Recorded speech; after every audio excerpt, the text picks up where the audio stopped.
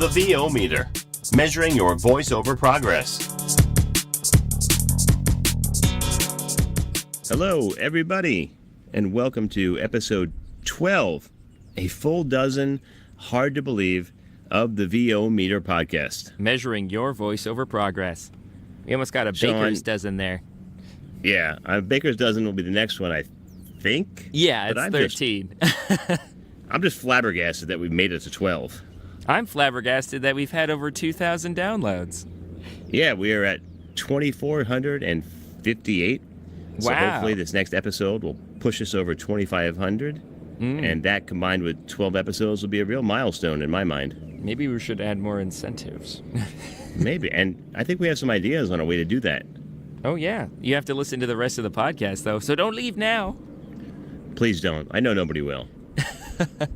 So just so everybody's clear, I am coming to you from sunny Duck, North Carolina, on the outer banks of the North Carolina coast. I've been on vacation all week, but I have sucked it up to come back for our fans and conduct an interview with our special guest and do episode 12. Very nice. And who is our guest this time, Paul? It is the fabulous coach, blogger, voiceover talent, none other than the Nethervoice, Paul Strikwerda. Yes. Awesome. I totally forgot to turn the W into a V in the interview, but it was close, and he was very polite. I'm sure he's used to people messing up his name. Yeah, I'm sure as well. So we will get to him in just a moment, but before we do that, let's talk about some current events. What's going on with you, Sean?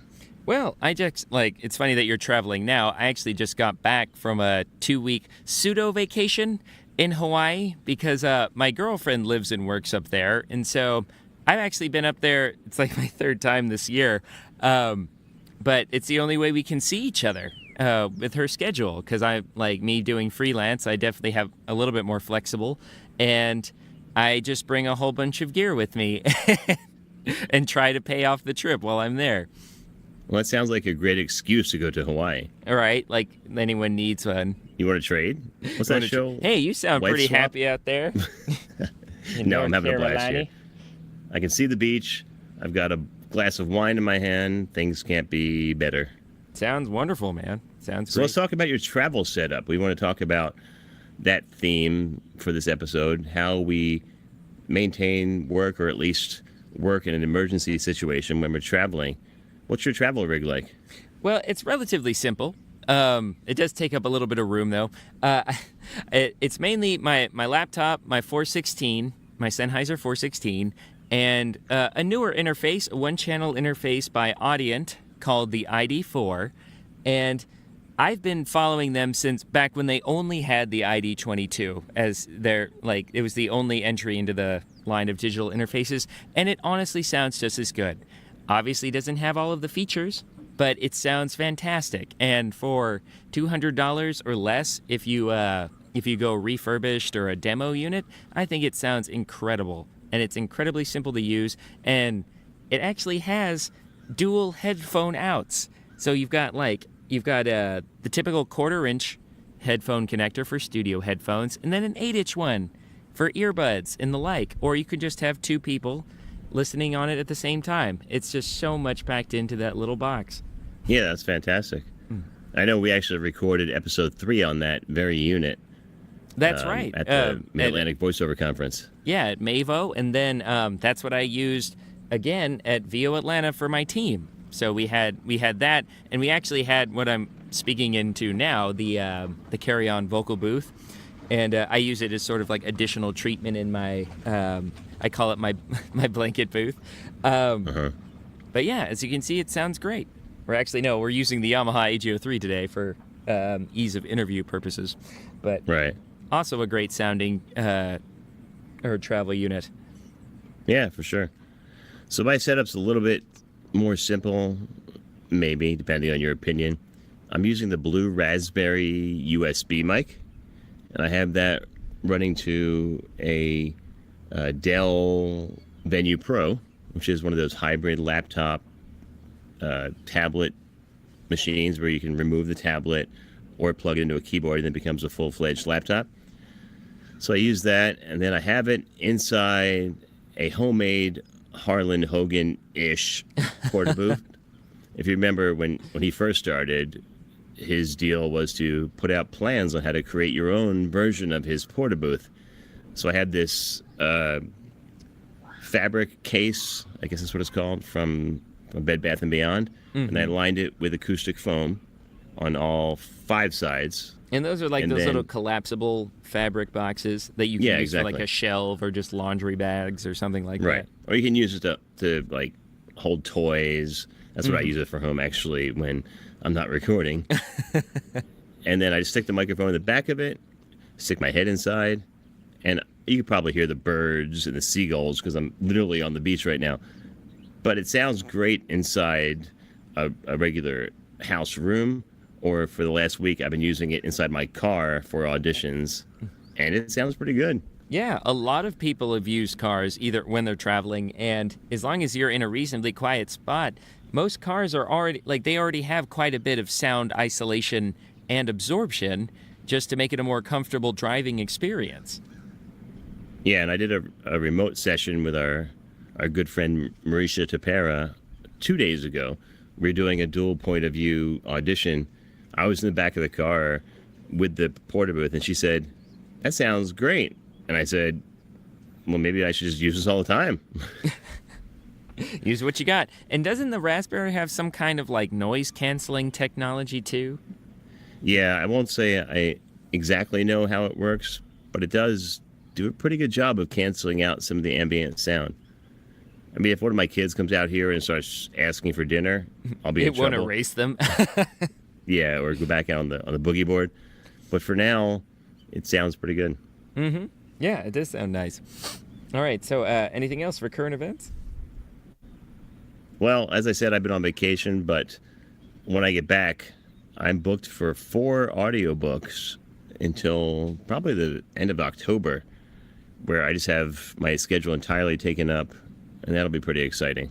Very nice. Yeah, my schedule, like, the first half of the vacation was nice, but then I got at least 4 different gigs or auditions that came my way. So, or while I was in Hawaii. And so my girlfriend was very supportive, and she gave me full reign of her room. So I just That's good. Yeah, it's great. So I just moved all the clothes on either side of the mic, and then just shoved every pillow in the house in there as well. And then she didn't have too many blankets because it's really hot in Hawaii. So I used a lot of beach towels behind me, and it sounded pretty well. None of my clients complained. I even checked in with a few of them to make sure it was okay, and they're like, yeah, it's totally acceptable. And it was a lot of fun. I even did a remote session with this German client for this sort of medical assistance app, and that was a lot of fun. It was only 1 sentence, and those guys were hilarious too, so it was a lot of fun. 1 sentence, and then that was the whole job? That was the whole job. Fantastic. I should promote the one book I have that was released recently. It's called The Fat Kid by Mark Roeder, and that's Roeder. If you're looking for a new book to listen on Audible, please check that out. It has 1 rating so far. That's 5 stars. Excellent. I'm pretty proud of that. And yeah, I'd love to have some more. So go on there, download it, and let me know what you think. Will do, yeah. I'll do that after the show. And I meant to say, though, that was really smart, actually contacting Marisha to have someone to play off of for that that dialogue. It was a really good idea. And she's, like, you guys are similar age range and voice types. I think it would be totally believable. Yeah, it worked out pretty well. It's always nice to have somebody to bounce off of when you're doing an audition. You know how Facebook has those ridiculous, do you want to find out who your soulmate is of your contacts? Yeah. Like quizzes? I clicked on it, and Marisha was my soulmate. Really? Yeah. Okay, well, I thought you just got back from your girlfriend's house. That could be a problem. This was a long time ago. I just thought it was funny. Like, obviously, my girlfriend is my soulmate. I love her. Obviously. To death, but All we're right, perfect awesome. for each other. So before we get to Paul, we have to go through our regular segments with the show. Our fans literally clamor for it. So before we go any further, let's get to this week's Questionable Gear Purchase. So this week, like I said, I'm on vacation, and that's really probably the only reason I wasn't able to buy anything. But just before I left, I decided to upgrade my headphones in the studio, and I picked up some Biodynamic DT770. Yeah, they're pretty that's the one. popular with a lot of our colleagues, and I plugged them in, and they sound really good. I'm wearing a pair right now. Oh, really? Yeah, no, they were my first big headphone purchase, for sure. Okay. Yeah, well, I got a pretty good deal on them, and I wasn't sure if they would be a big improvement, but I got to say, if nothing else, they're much more silent than what I was using before. The ones that came with the Scarlett Studio kit. Oh, So I like there's no those. like hissing or electrical noise. Well, I just mean actual noise canceling. So when I Oh, put, yeah, the isolation in these is fantastic, and that's the word, isolation. yeah, and they're so freaking comfortable. Like I think someone described them as like kittens on your ears.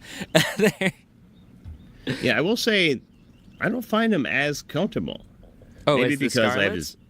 maybe because I have this big giant head. Well, Like I do wear too. I got a big old pumpkin head. What hat size do you wear? Have you ever checked it out? I don't wear hats. What? What kind of statement is that? I don't wear hats. I'm not cool enough. No, but when I wear a baseball cap, like a fitted one, it's a 7 1/4. Oh, So wow. I know that's on the big side. So these are a little tight, but they do, like you said, they isolate fantastically, and they'll work great for the podcast and then also for editing. Yeah, because you won't have any headphone bleed through issues. But like, hold on to those buyers. I'm sure like they don't like it's mostly metal. Like the spine that holds the ear cups is completely metal, so it takes a little bit more time to break in. Oh no, I'm not planning on getting rid of them. Yeah, I know they sound great, and they're definitely an improvement for editing, which is really what I wanted them for. I actually got a new pair of headphones as well because I was very lucky. I actually won a pair of really nice headphones when my team won the team challenge at VO Atlanta. Those were like the Sennheiser 280 Pros. Oh, And nice. those are about $100 headphones. And I found out after the fact that voice actor Crispin Freeman is also a big fan of those right at the $100 mark. And but they were like talking about head size. They're just a little bit too uncomfortable because they're very springy plastic. So it really wants to stay closed, like clamped on your head. And just after long sessions, I'd be getting these like pressure headaches because it's like digging into my temples. But It's because you got a big head. 'Cause I got a Almost like big it's too head. big for your body. yeah, Seinfeld reference. You might be a little young for that. just barely, just barely. But anyways, so I got another a pair that I see recommended a lot, which are actually very affordable ones, the AKG 240s. They're super comfortable. They look really nice. They got all these golden trim on the ear cups and looks very nice design-wise. Some issues, though, is that they're semi-open. So, the isolation we were talking about with the biodynamics, you don't have. So if you turn up too Right. much or your volume too much during a directed session or recording a podcast, you might have some bleed through. But if you're just editing playback from a recorded session you did earlier, they're perfect. They do add a cool. little bit more bass, but they're $120 less than the buyers. So if your budget is limited, they're definitely ones to look into. Awesome. I also forgot to mention I bought some monitor speakers, Oh, which yeah? I've never used before, but I bought them because I have someone else coming in to record an audiobook when I get back on Monday. I wanted them to be able to hear themselves with decent audio. Mm-hmm. What did you get? And I got the Behringer MS-16. I don't know if it's But- Behringer or Behringer. Pretty sure it's Behringer because it it might be is Behringer. from the Germans. Whatever, I don't work for them. At least not yet. If you're listening, we'd be happy to be a sponsor. I know, Or right? Have you as a sponsor. Yeah, so they sound pretty good. I just have them sitting on top of my bookcase where I have the rest of my studio equipment, and hopefully they'll be good enough for my guest on Monday. Nice. Well, I'm sure. And there are some other affordable options. I know the Presonus Aris E5s are recommended a lot, as well as the KRK 5s. So right at the $150 per pair price point. Yeah, awesome. So any other purchases from you? Actually, well, bit of a like I got the Yamaha AG03. I got rid of it because of personal reasons. It was a gift from an ex, and then I got it back because it made the podcast and playback for some of the Zoom room meetings that I have that much easier. So I was just like, curses. There's nothing at this price point that does quite what that unit does, and a lot of our fellow talent rave about it too. So I'm like, well, it's all right to have a backup. Still waiting on mixer face, though. Lord knows if that's going to happen at this point. Oh, boy. But then other than that, like sort of a backup option, I got another SKB case with that where you can sort of adjust. It's just a really nice mic case where you can adjust all of the cushioning inside of it to fit whatever mics or mounts or interfaces you want. I remember you talking about that a couple episodes ago. You love that thing. Yeah, I know. Well, someone gave me a Neumann TLM 103 wrapped in bubble wrap, so I needed a better case for it. It arrived safely, didn't it? It did. I'll give you that. Sounds good. So good that I don't use it very often because my space is not quite that isolated. 416 isolated, not 103 isolated. Which brings me back to another point about traveling with equipment. I really recommend that like USB mics can be great because they tend to have a smaller capsule and a smaller pickup pattern than your average large condenser mic. And actually there are some like the Yeti and the new MK4, which are pretty much just like digital versions of analog mics. So I wouldn't recommend taking those. You just have to be aware of how much ambient noise is in whatever space you're recording in, because just like in your home studio, the space is the most important factor. Yeah, that's a great point. As you can hear with my USB setup right now, it's not isolating at all. You'll hear every seagull, every crow, even probably the fly that's on my arm right now that I'm swatting away. So the space, as always, is the most important thing. Fair. So with that, before we get to our special guest, let's move on to this week's VO Meter Schtick. We have a demo from one of our fans, Sonny James, who sent this along with a question about mic placement.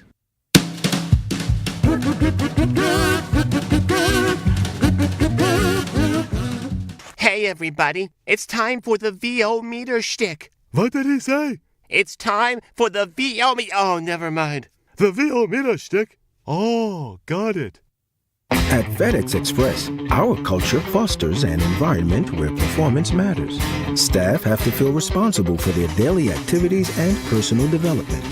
So we pave the way by providing career training, financial aid for schooling, and an active management development program. We invite you to explore Philip's idea of art in conversation. Try comparing artworks. Are there similar colors or styles of brushwork? Are any of the elements contrasting?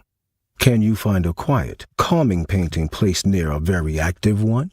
DJ Products is the international industry leader and manufacturer of the battery-powered Waste Caddy dumpster mover. The Waste Caddy enables employees to move heavy dumpsters with ease by themselves, while allowing others to be more productive with their maintenance-related responsibilities. By the 1968 Chicago conventions, Walter Cronkite was riding high again. The evening news was tops in the ratings, and Cronkite was sure of his position and his material. His report from Vietnam had won him widespread respect, and he was at his best as he held the peace as the convention devolved into violence. The question is, what is the diversity measure of your personal and professional stakeholder network? You know, we hear often about good old boy networks, and they're certainly alive and well. But to some extent, we all have a network of people we're comfortable with. This module is about your capacity to develop relationships with people who are very different than you.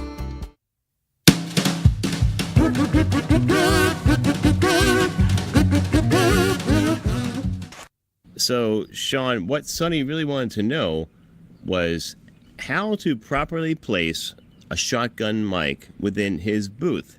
He's interested in buying a 416 or an NTG3, and he asked me, what's the best mic position for him? And how do we normally address that? You have to experiment and find out yourself. Yeah, and that's kind of exactly what I told him. We sound like a broken record, but it really is true. I've tried both of those mics, and what I found was neither of them was really a good fit for my booth and my voice, and really in any position. I tried above the nose, I tried below the chest, pointing up, I tried at my right ear, at my left ear, pretty much every possible combination, and it didn't work for me. Now, that doesn't mean it won't work for Sonny, but the point is, you really have to get it in your space and experiment. The 416 is definitely one worth trying. It's probably the most accessible industry microphone out there. It's still very cost prohibitive for some, but still, if you can afford it, you should definitely try it. But my 416, it took me almost a year to get a placement where I'm like, oh, that sounds really good. And it wasn't until I was with a place with better acoustic treatment that I was able to find a better placement for myself. So you really just have to keep experimenting and exhaust all your options before you give up on a mic.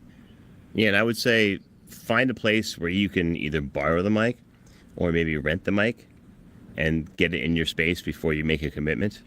And then send it out to friends or colleagues that you know that would give it a listen and tell you, hey, that's not the best placement. Maybe try it in a different space. Send it to us. Exactly. We'd be happy to play the audio and say, or play it on the show and tell you how it sounds. We are cruel but kind. So with our feedback. So like I was saying, we offer cruel, but we like to think constructive feedback. We want all of our listeners who reach out to us asking to help improve some aspect of their sound or their business to be receptive to our feedback. So speaking of being receptive to feedback, our next guest is actually extremely generous with his time and his experience and in the education that he tries to bring to new talents who are trying to get into the voiceover industry. So without further ado, we're going to take you guys into our interview room at Source Connect Now and bring you our guest today, Paul Strikwerda. All right, so we are using Source Connect Now right now, and we have a very special guest today on the VO Meter. He's a dear friend. I've been following his blog and his book for the last several years. We have today, I hope I get his name right, Paul Strikwerda. Very good. Welcome, Paul. Woohoo! Thank you. How are you doing today, sir? I'm doing great. Looking forward to this. I've been looking forward to this for a couple of months now. Yeah, I've me been too. following you guys too. And we met up in Atlanta, finally. And I remember you asking me, would you like to be a guest on the podcast? And I said, can we do it tomorrow? It took us a little while, but finally we're here in different places on the planet, but we're together. Yeah, I just wanted to make sure you actually said yes under your own free will. But thank you so yes. much. because people can be so much more polite in person and then just kind of quietly fade away over email, you know. Oh, no, I would never do that. I would, but apparently you're nicer. Hey, he's Well, a you've real read my Manchester. blogs. You know I'm almost the nicest guy in voiceovers.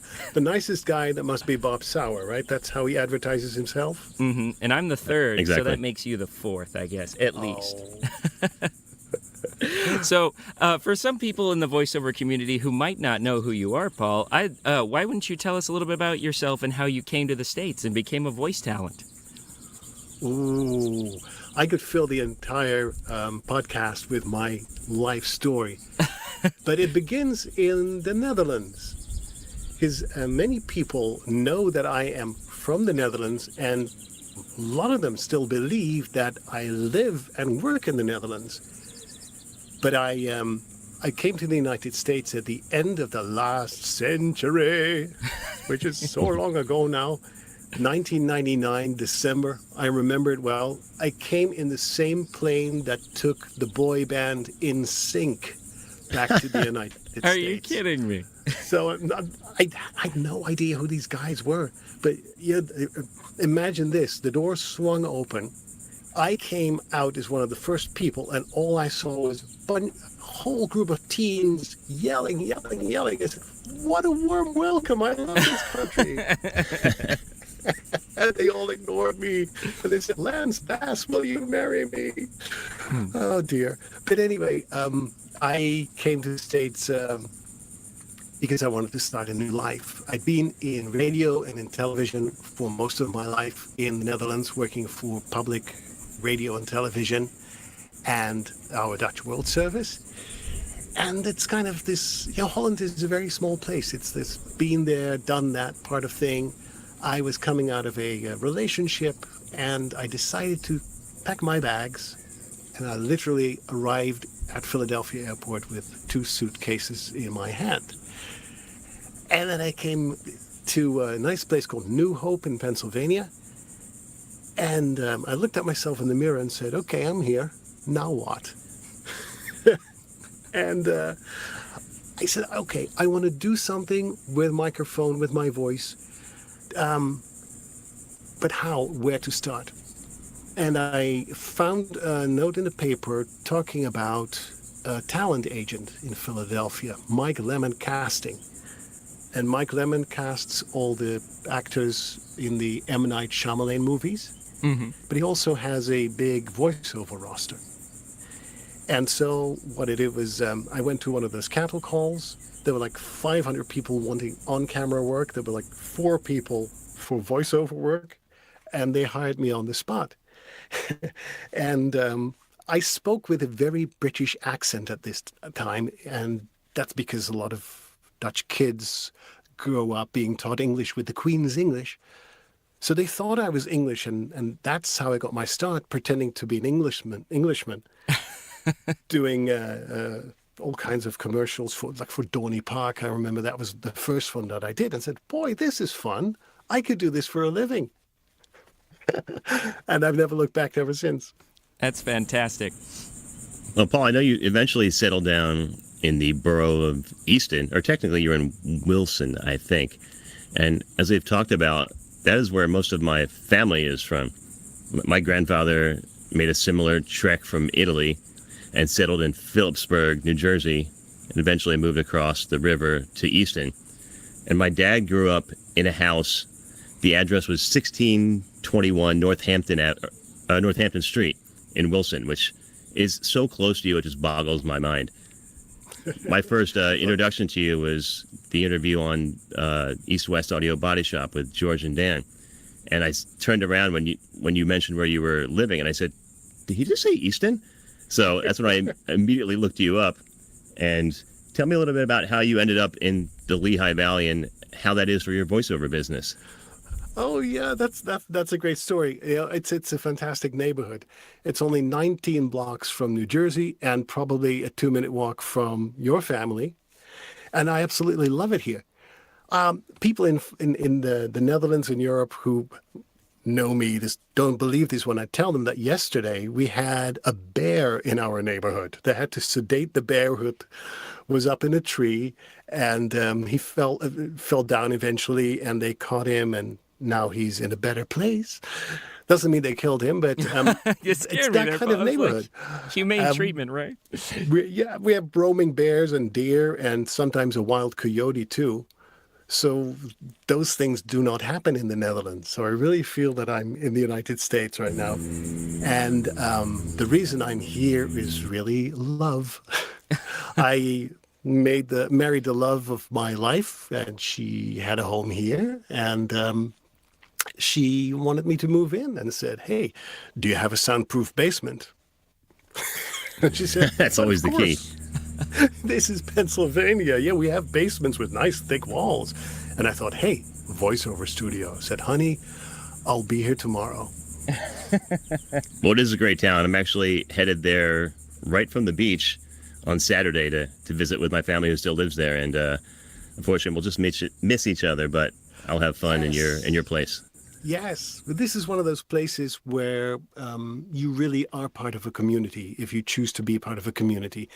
And that's what I love most about the borough of Wilson and Easton as well. One of the things that I do here is that I'm one of the announcers of the local farmers market. And many people say, farmers markets, that's no big deal. And maybe it's not. But on a Saturday, we get about 4,000 to 5,000 people. And they don't have a billboard, all these vendors, so they need somebody with a mic who really announces the specials of the Saturday, but we also have live music. and we play music. So I'm kind of a DJ. I'm the lost and found department. So sometimes I get cell phones. Sometimes I get lost husbands. It's really fun to be there in the middle of my community doing some volunteer work. And I became part of a band of actors called the Bachman House. Now, the Bachman House is one of the historic public houses from 1753. And as actors, we are kind of reenacting history that is part of the roots of Easton. So you might find me on a good day dressed up in like 1750 clothes, pretending to be one of the founding fathers. Isn't that fun? That's great. I'm familiar with that farmer's market. My cousin is a chief of police in your town, and often has to be there to help with crowd control. And my aunt is a big fan of the farmer's market itself. Well, it's the oldest continuously ongoing outdoor farmer's market of the entire United States. Wow. And I hope you can tell from my voice that I'm really, really proud of that. And last year we were voted the #1 market in the United States. And of course, I didn't know all these things when I came to Easton. But I'm really, really happy in this community. And if you were to walk down Main Street with me, you wouldn't go far, because every minute or two I see people I know and love, and couldn't be better. Well, that's great. So just to wrap up on the towns we are in at the moment, just so everybody knows, I'm at the beach. I don't want to rub it in too much, but if you hear some stray seagulls or people yelling on their surfboards, I apologize, but that's where I am, and I'm having fun. With that, let's move on to talk about your business. Sorry, I muted myself for a second. Let's move on to talk about your business and some of your publications. Sean, can you ask the first question about that? Yes, actually, one of the first resources that I found when I started researching voiceover about 5 years ago now was actually your blog, the Nethervoice blog. So why don't you tell us a little bit how you got started with that? When I started my voiceover business, I wanted to find a way to advertise myself without really advertising myself. Because nobody knew me. I knew nobody in the whole voiceover community. And I knew that I loved one thing. I've always loved to write.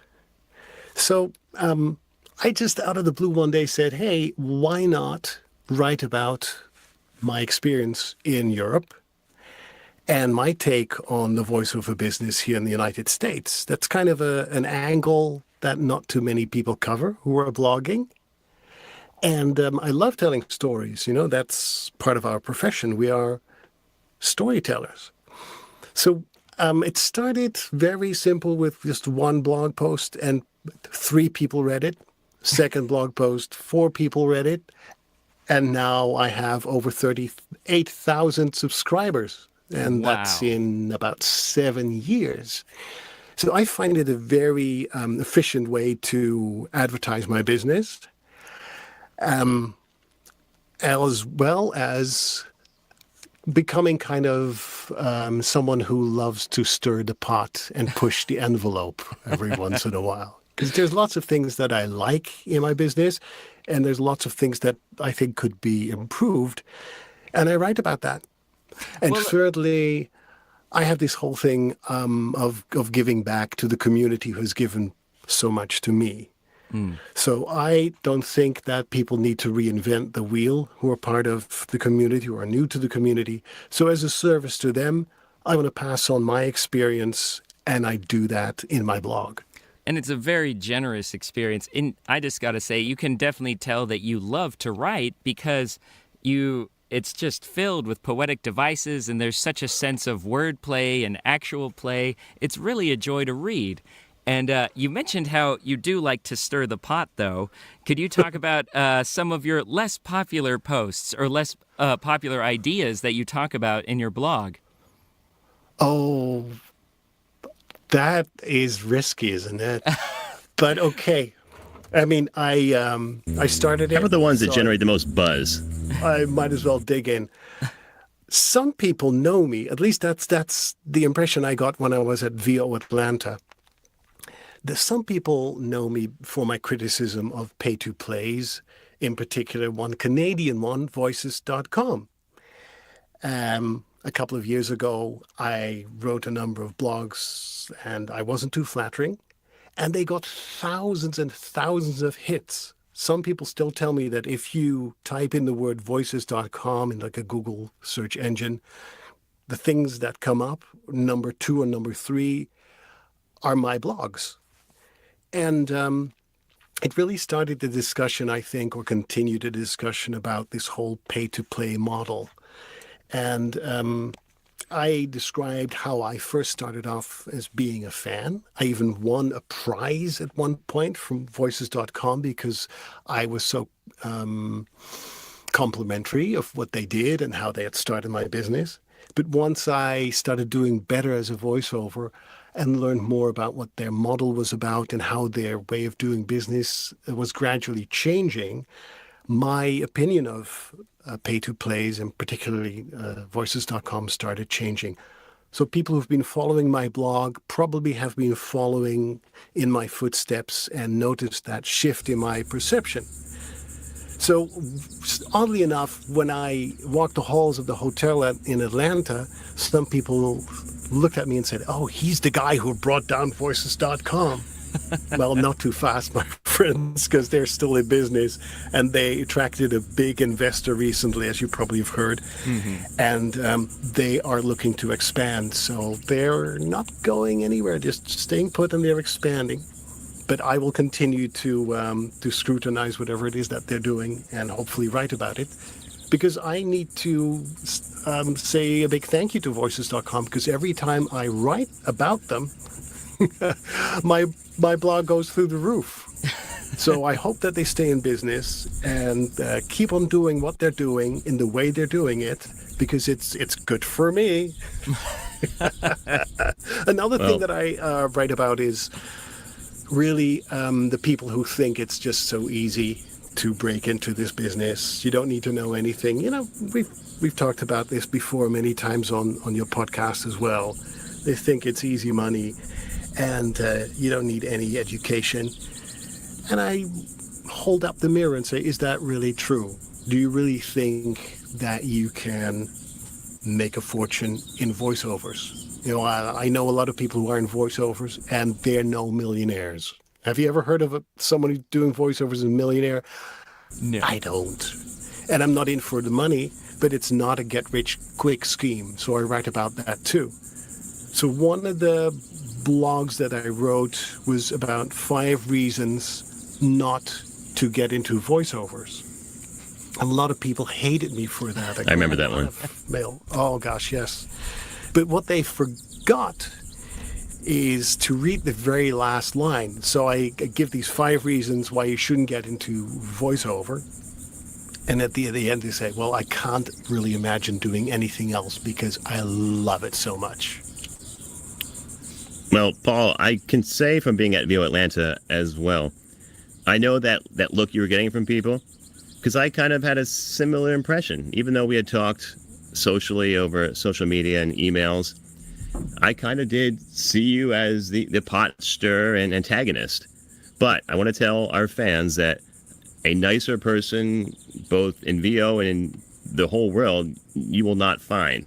I think within 5 seconds of seeing each other, we were embracing a big hug. Yes. And so Paul is just so friendly, and really, I think what it comes down to is journalistic and professional integrity. And that's what you have above reproach, and I really admire you for that. Exactly. Oh, I can only say it takes one to know one, really, because I had the same thing. And there, you know, so many people have a wrong impression because I tend to be very critical. But I also am admiring people who have reached the pinnacle of their careers in voiceovers, and I talk about those people too. It's not just that I'm blogging to take people down, but as in blogging, as it is in the news, people tend to focus on things that are not positive. That's what they tend to remember. So they look at me and say, oh, that's that guy that likes to push the envelope and be kind of a curmudgeonous type of writer. And I use some snarkasm too, so I have to take credit for that. And I love stirring the pot because there's so many people who are blogging these days, and they're all fighting for your attention. They all want to be read. So in order to attract an audience, you need to be controversial. So it's also a tool that I use to attract new readers, and it seems to be working. Well, let's talk about so-called anybody blogging. You mentioned in your book Making Money in Your PJs, which everybody should go out and get, by the way, that and you mentioned here too, that you really want to focus on advertising yourself without being a blowhard about it and tooting your own horn. So is it your opinion that everybody can and maybe should be blogging as a means to advertise their business? Or is it really a specialized skill that only the people who are good at it should do? I'd say that it's not for everybody because first of all, it takes a lot of time. I think my average blog takes maybe 5 minutes to read, but I spend a morning or an afternoon writing it and maybe even longer researching it. And that's a big chunk of your week. And not everybody enjoys writing either. It's not everybody's strength. I've always loved writing. I've been a journalist in the Netherlands, and I'm used to cranking out some copy and coming up with headlines and things like that. But there's other people who are much more into vlogging or into podcasting. I know people who are really good amateur photographers, and their blog is filled with photos. So I'd say if you don't feel that inner urge to share your ideas with the world, if you're not ready for people to comment on those ideas, often in a negative way, then you really should not start blogging. It takes a long time, in my case, 6 to 7 years, to really get an audience that gives you some clout as well. So it's not an immediate payoff. And we live in this time of instant gratification. So people, if they don't immediately see results of their efforts, they're ready to give up. And you have to have, I think, a unique point of view. So you need to, I think, talk about topics that a huge group of people is interested in, but you need to give your spin. And if you have to think about what that is, maybe then you're not ready to blog either. Well, good. I'm glad you clarified that because, frankly, there are people who shouldn't be blogging and people who shouldn't be hosting a podcast. Maybe some that are talking right now. Maybe. So another thing we wanted to ask you, one of the chapters in your book focuses on equipment and how maybe the most expensive mic isn't good for you. Maybe the most inexpensive mic isn't good for you. I know you, at least last I checked, were using the Gefell M930. Talk to us about how a newbie, because frankly that's a lot of our audience, should go about looking for their first VO equipment. You know, I am very lucky because the mic that I'm using right now, the Gefell that you just mentioned, was a mic that I won in a raffle. They literally took my name out of a hat. Oh, that's great. Yeah, there is this website called Recording Hacks. I don't know how active they are, but it's basically a review of all kinds of microphones. So if you want to find out what new model Blue came out with, what the difference is between one shotgun microphone and another shotgun microphone, go to recordinghacks.com. And they used to have this giveaway. So I entered, and out came my name, and they gave me this very expensive German microphone. It's $1,750. Wow. Well, it's a wonderful thing. I love it to pieces, but you do not need a $1,700 microphone to get started. I would advise against it. What I would do is just not get the cheapest of the cheap. But one microphone that I particularly like is the CAD E100S microphone. Every now and then you can buy it new for about $300. And it's type of a shotgun microphone because it has, it focuses on your voice like a laser beam almost. It has very low self-noise. It's very well made. It's built in America, and it looks fun too. And it just has this great sound that sounds really good on most voices. So I actually use that at home. See, There's a really funny story about how I acquired it in our last episode. I'm sure we won't bore our fans again with that. So well, then you know all about the CAD E100S. And I'm not getting paid by CAD to advertise them, but I mentioned that microphone in my blog about 5 years ago or so, and I called it the best microphone for voiceovers you've never heard of. And after that, I think it really took off. And I still see lots of people talking about the microphone. They've had some quality control issues, but there's a good warranty. So if you get one that's not to your liking, they'll fix whatever the problem is. But most people seem to be really happy. So I'd say get something that's not too cheap, not too expensive, but something that at least will give you a good shot at producing quality audio. I'm also a big fan of the British company Audient. I have a preamplifier. It's an ID22 from Audient, but you can get an ID4 for about $300 as well. And once again, it's very well built like a tank, so you can take it on the road with you. It has very quiet preamps, and it's just solid. It will never, ever let you down. And I use Twisted Wave as my digital audio workstation. And really, apart from getting some monitors, and my monitors are not more than $100 a pop, then you should be in business.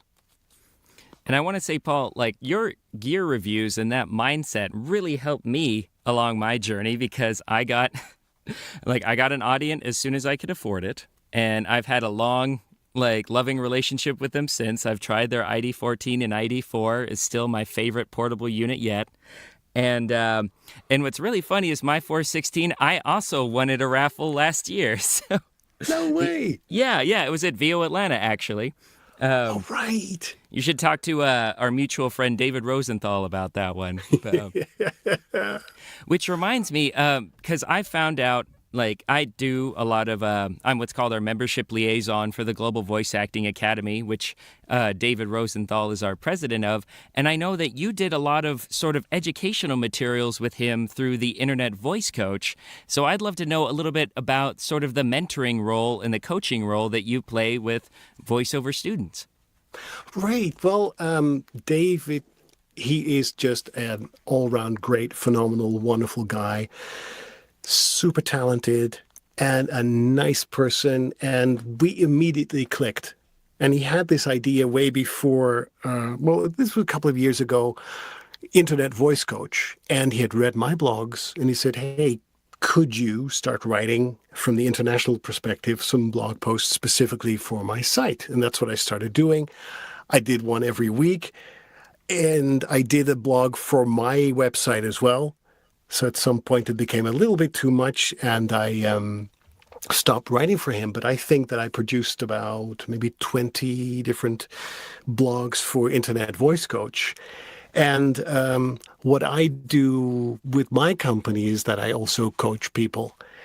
It's not easy to become one of my students, because I want people to go through several hoops and different layers before they are accepted by me, because I want to make sure that they are so motivated and totally committed to the whole process.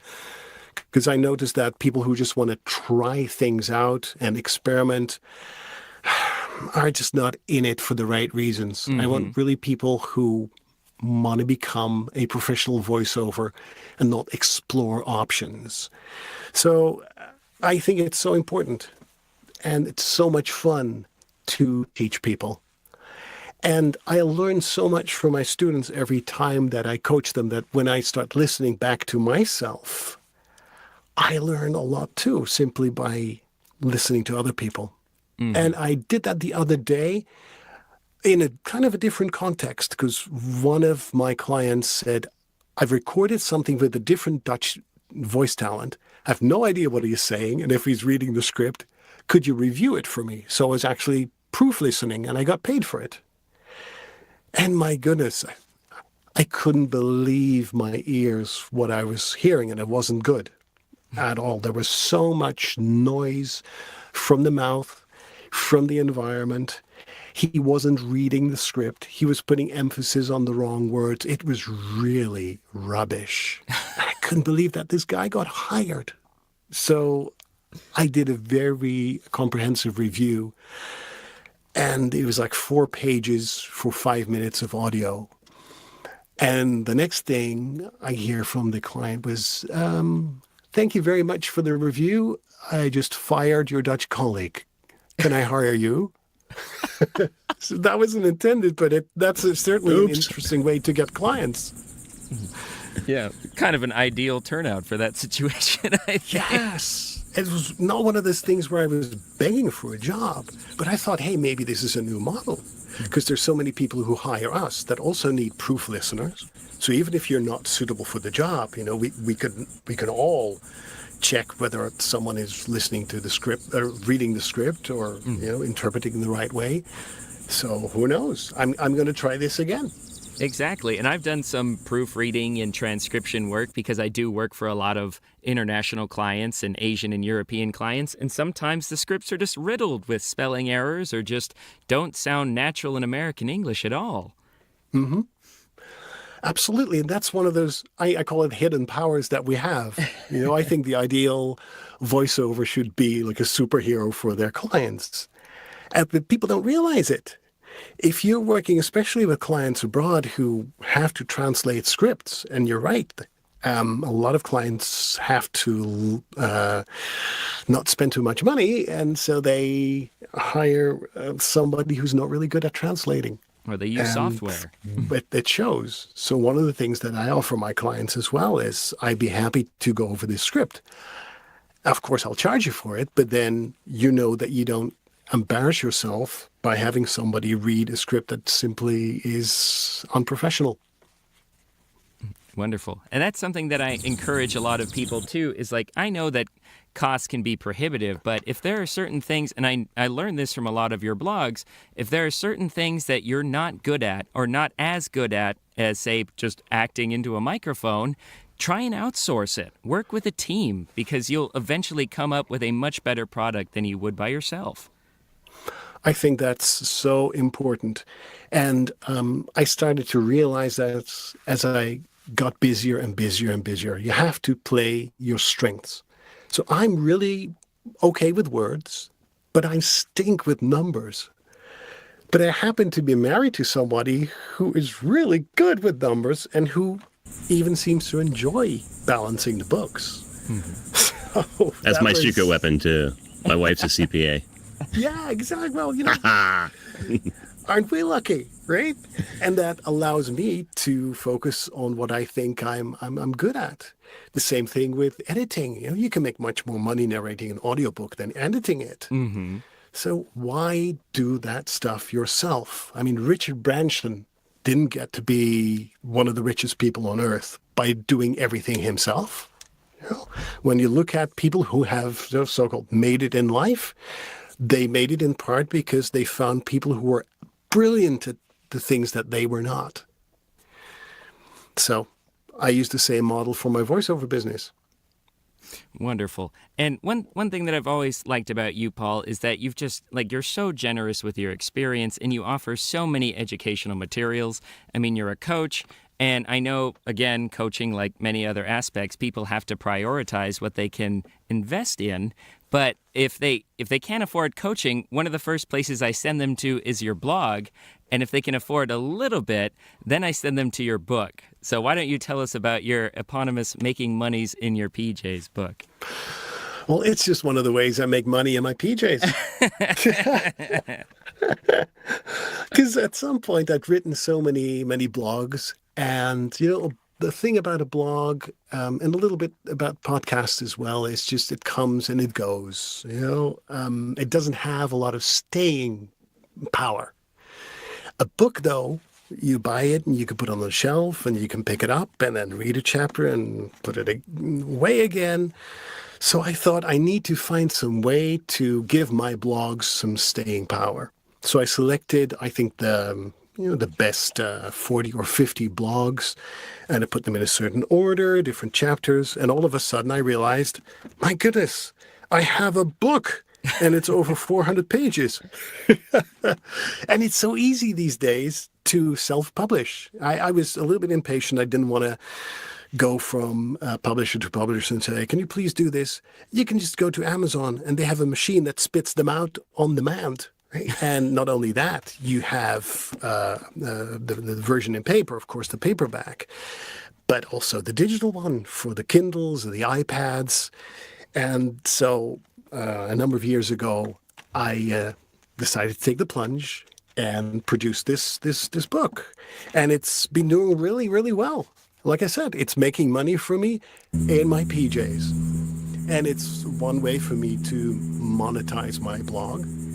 But again, not just for the money, because I don't feel very motivated by money. If I were, I probably would be driving a different car.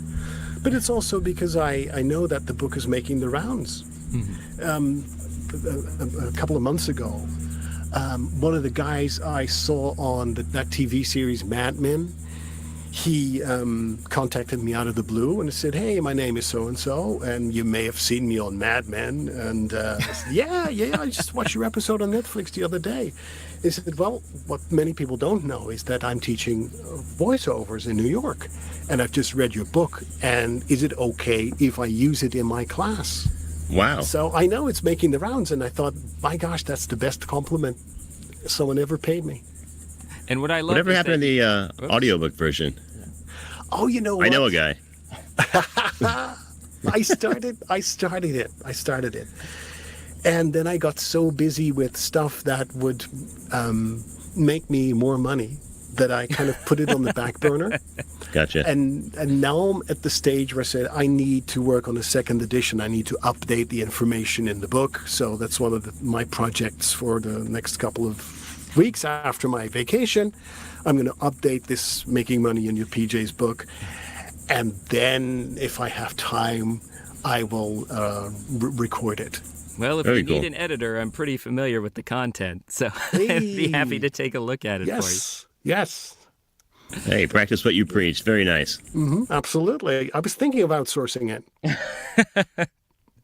Well, Paul, that pretty much wraps it, all that we had planned to ask you today. I just wanted to say thank you so much. It's a little surreal, actually, to have followed your work for so long and then to actually become a bit of a friend and mentee to you. So thanks again. Yeah, agreed. For everything that you offer the voiceover community, just your unique voice and just your generosity of spirit. And thank you so much. Oh, it was an absolute pleasure getting to know you in person and now being your guest. And I think the next time we got to get together, you're welcome here in Easton. I'll show you the town, and I'm sure that Paul knows a couple of other places that I might not know. And we'll have a pint here and a pint there, and we'll talk voiceover, we'll talk life, and I'm looking forward to that day. Sounds That'd be wonderful. fantastic. Thanks so much again, Paul. Enjoy your vacation. Maybe I'll pass you on the turnpike on my way there while you're leaving. I'll be sure to wave. As we say in the Netherlands, hartelijk bedankt. Ik heb het met heel veel plezier gedaan. I have no idea what that means, but it was eloquent. You're going to need to Please, follow. thank you so much. It was a great pleasure to do this interview. Wonderful. Fabulous. And how can people get a hold of you or find out about your blog? Good question. Nethervoice.com. That's all you need. Nethervoice.com. It's one word. Nether is in Netherlands. Voice is in voice. And that's some where you brilliant find marketing my blog, right there. my demos, and how you can get in touch with the Dutch guy. Awesome. Well, thanks again, Paul. It's been a real pleasure. All right, so we are back, and wow, that, talk about generosity of spirit. It was so great to have Paul on again. How are you feeling after that, Paul? Yeah, he's just a breath of fresh air. Like I mentioned, meeting him personally in VO Atlanta, when you talk to him in person, you just want to give him a big hug. Exactly. He always has a big smile on his face. He's so genuine, and he's just a very charming guy. Yeah, indeed. So, and speaking of which, he has generously offered the first 15 people to comment to this podcast. a free copy of his book, a digital free copy of his book, Making Money in Your PJs by Paul Strikwerda. I've read this book at least 5 times already. I read it almost annually just to make sure that my voiceover business is as good as it could be. And it's one of the first books I recommend to new talent who are interested in the kind of mindset that you need to have in order to have a successful voiceover business. So, once again, if you were one of the first 15 people to respond to this podcast in our Facebook comments section, we will contact you and we will get you a copy of Paul's excellent book, Making Money in Your PJs. So if you haven't found us yet on Facebook, please go to our page. It's the VO Meter, in case you didn't know that. On Facebook, make a comment. If you're one of the first 15, we will send you that book. Awesome. Thanks again, Paul, for that incredibly generous offer. And then once again, if you want to contact Paul or if you want to read his blog, that's the Nethervoice.com. So Nether as in the Netherlands, where he's from, and voice as in voiceover.com. And then you can thank him as well for being on the podcast. So that wraps up this episode of the VO Meter. Measuring your voiceover progress. Thanks again for listening, everybody. Have a great summer. Thanks for listening to the VO Meter, measuring your voiceover progress. To follow along, please visit www.vometer.com.